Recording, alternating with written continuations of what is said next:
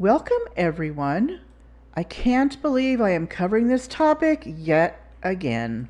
But as Albert Einstein said, only two things are infinite, the universe and human stupidity, and I'm not sure about the former. So here we go again because of the latter. Lake Tahoe. Yes, it is Lake Tahoe. I have been there many times. You can see some of the crepuscular rays coming down through the clouds, proving that the sun is not 93 million miles away by triangulating the straight lines. Crepuscular rays are caused by openings or notches in the clouds, as shown here, and like railroad tracks, are actually parallel to each other. What we see as angled rays is merely our individual perspective to those parallel rays. It's very obvious the sun is a local light. Are you sure about that? By your argument, that means the sun is right above these trees then, or right above this lake perhaps.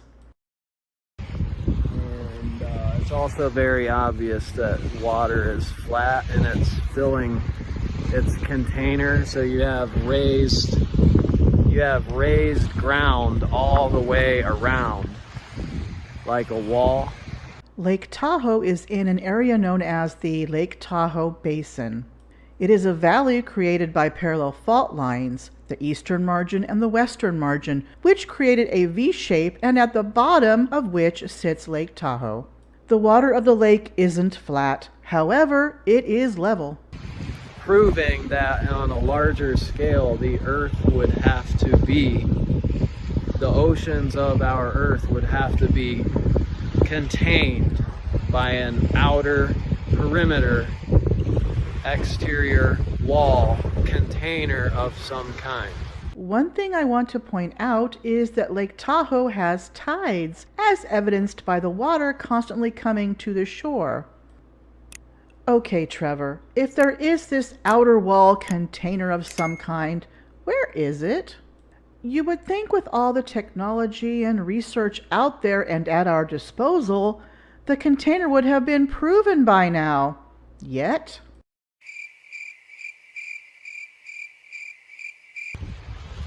And finally, of course, you have the firmament, which is a dome roof.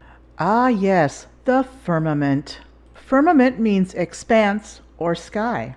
The word has been misused over time due to misinterpretation. And your proof there is that we have pressurized air. So when I feel the wind blowing on me, blowing on my face and my hair, that's pressure hitting me. Something's pushing that pressure.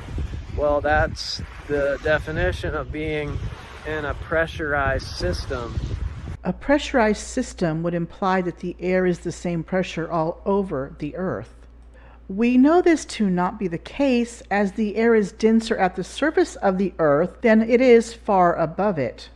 Due to the uneven heating of the Earth, we have low pressure systems and high pressure systems, which cause wind and changes in weather.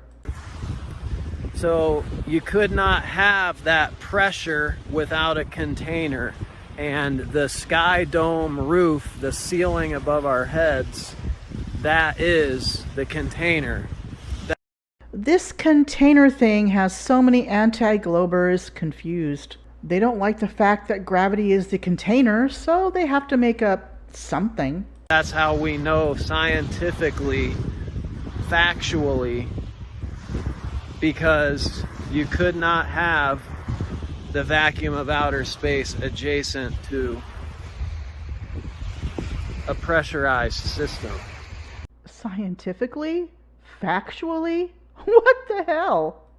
We don't have a pressurized system next to a vacuum. We have a pressure gradient next to a near vacuum.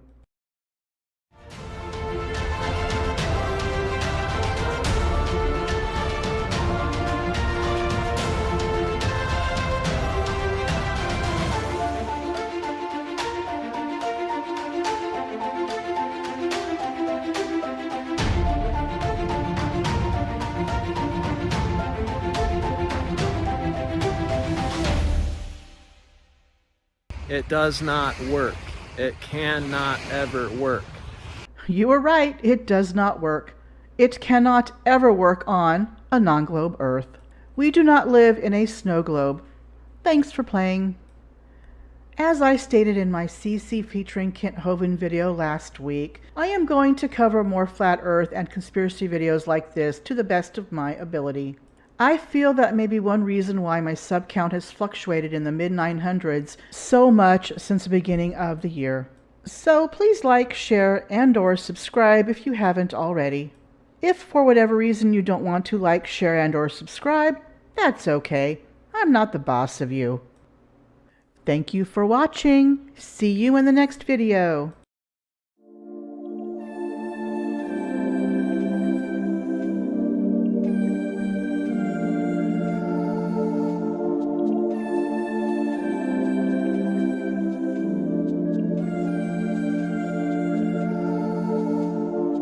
One small step